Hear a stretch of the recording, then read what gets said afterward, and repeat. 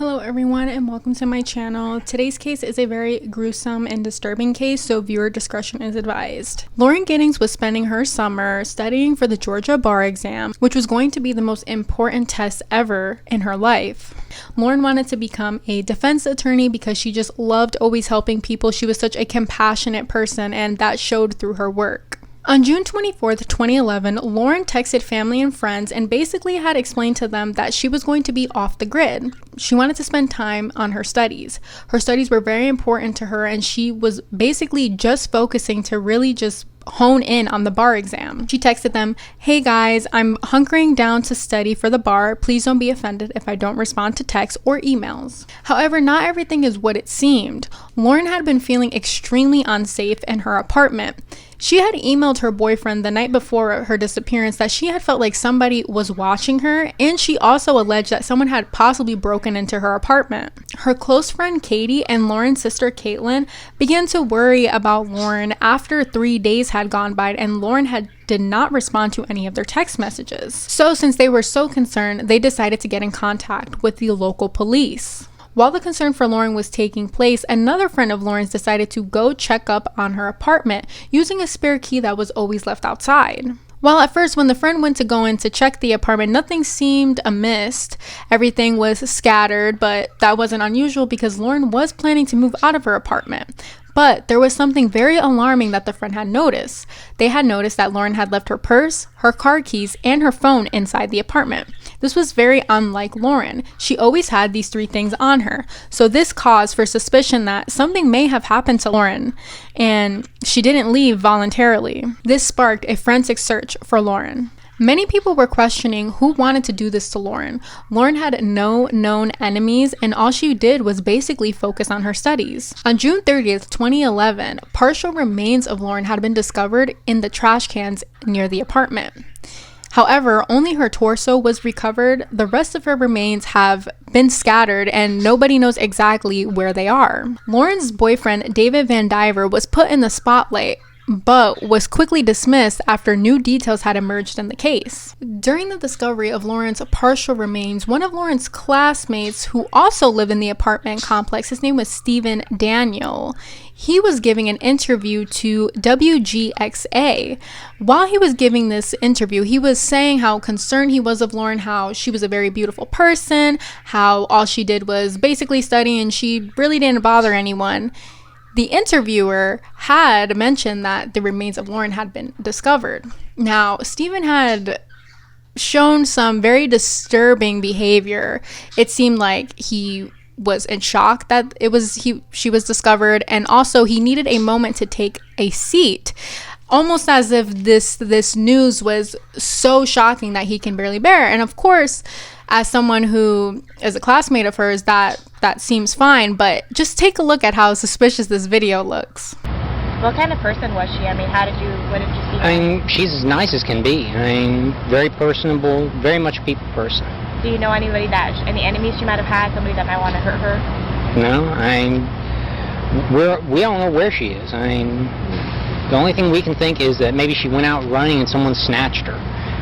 Because we went over, one of her friends had a key, we went inside and tried to see if there was anything amiss, but I mean, she had a door jamb that was sitting right by it, so there was no sign that anyone broke in. I mean, the door was locked when everyone got here. I mean, we just don't know where she is. What about in the parking lot area? I know they've been doing a lot of, I think that's where they have recovered the body or whatever they recovered from there. Body? Had you seen anything there? Had you seen anything there? I mean, we don't know if this is the same person. You know what I mean? Like, they took out a body there earlier. We don't know if it's the same person or not. So that's how we're trying to ask people if they know who lived there. Are you okay, sir? I think I need to sit down. Okay.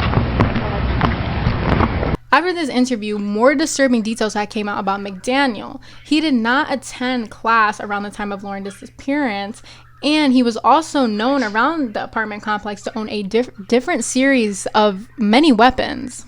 Disturbingly enough, on the morning of June 30th, 2011, investigators had become aware of McDaniel, and they were starting to hone in on him being a prime suspect. This is due to the fact that investigators had called in neighbors in the complex as well as McDaniel to come into the police station to give their statements. During this time, they had asked the neighbors and McDaniel if it would be okay if they can search their apartments. All of the neighbors had agreed that it was okay, besides McDaniel. McDaniel had stated to investigators, "It's just the lawyer and me, and I'm just very protective of my space." He eventually allowed one detective to go into his apartment, but only under the condition that he would be able to stay with the detective at all times. They did find some disturbing evidence in his apartment.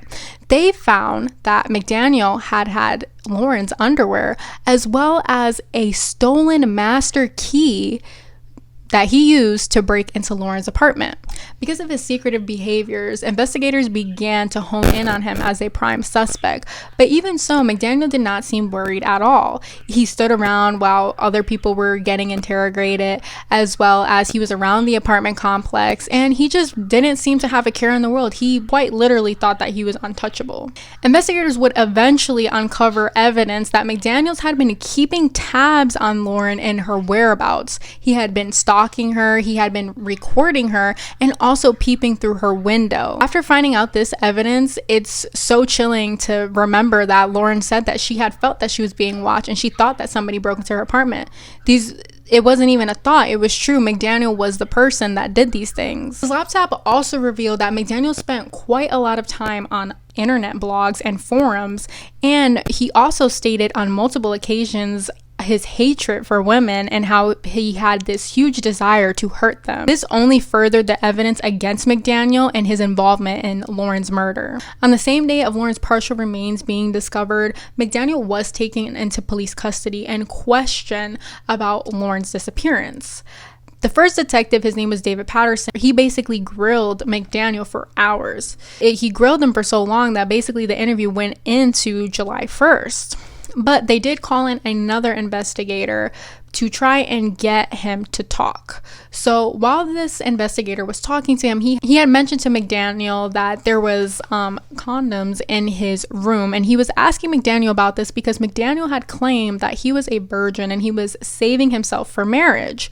When further questioned on this, McDaniel had stated that he did break into the other apartments, his friends' apartments to be specific, and he did steal the condoms. It was enough evidence to prove his involvement in the murder of Lauren. Now, in 2014, McDaniel pleaded guilty to murdering Lauren. He admitted that he broke into her house using the stolen master key. He strangled her, and he also dismembered her body with a hacksaw in the bathtub. After he pleaded guilty, he was sentenced to life in prison. Since then, McDaniel has made many attempts to try and appeal his convictions. He stated that he had an ineffective counsel. However, all of these attempts have failed. Even though he is eligible for parole in 2041, many legal experts state that he will not be eligible for parole due to the horrificness of his crimes that he's committed. This case was a truly sad and heartbreaking case. I really hope that Lauren is able to rest in peace, and I'm also glad that we were able to see justice in this case, and I hope that Lauren's family and friends are able to remember her as the bright, intelligent woman that she was and not the way she lost her life. I want to thank you guys so much for tuning in. Please leave your thoughts below. Feel free to also like, subscribe, and stay tuned for more true crime cases. Let me know what you guys think about this case, and also comment if you guys have any suggestions for any other case you want me to do. Thank you guys so much.